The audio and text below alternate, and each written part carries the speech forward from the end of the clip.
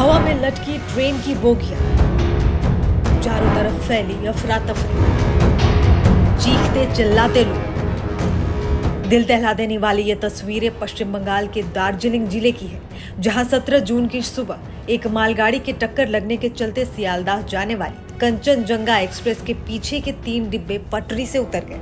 हादसे में 9 यात्रियों की जान चली गई और कई घायल हैं। घटना सुबह करीब 9 बजे की है। कुछ यात्री सोए हुए थे तो कुछ नाश्ते के प्रबंध में जुटे हुए थे। किसी को भनक तक नहीं थी कि आगे क्या होने वाला है कि अचानक हुई एक टक्कर ने हर किसी को सदमे में डाल दिया। कंचनजंगा एक्सप्रेस के साथ पीछे से आ रही मालगाड़ी से टक्कर हुई।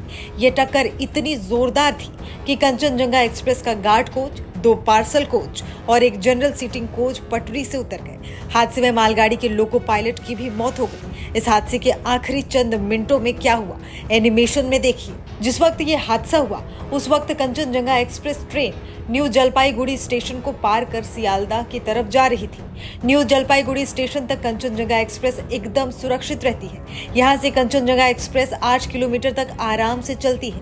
यात्री अपनी बातचीत में व्यस्त होते हैं और अपने अपने गंतव्य तक पहुंचने का इंतजार कर रहे होते हैं। फिर ट्रेन रंगपानी स्टेशन क्रॉस करती है, यहाँ से फिर चलती है। 6 किलोमीटर धीरे धीरे आगे बढ़ रही होती है।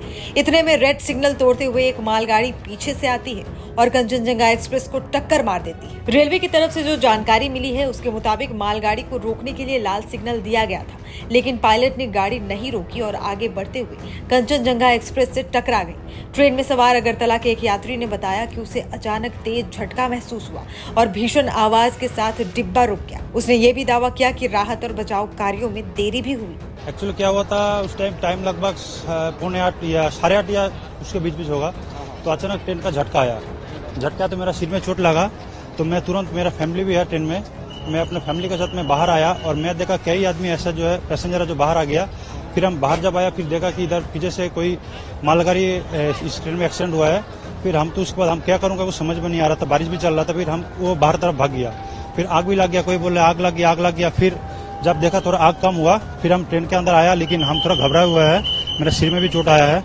अच्छा, तो मतलब जब घटना घटा तब आप कहाँ थे? ट्रेन के अंदर? मैं ट्रेन के अंदर था। तो क्या आवाज कैसा आया आपको? आवाज मतलब मेरा तो B1 कोच था, बहुत जोर से मतलब झटका दिया है। तो जैसे झटका दिया तो सब ऐसे बोल रहा था कि एक्सीडेंट हो गया। हम भी चिल्ला रहा था, सब रो रहा था।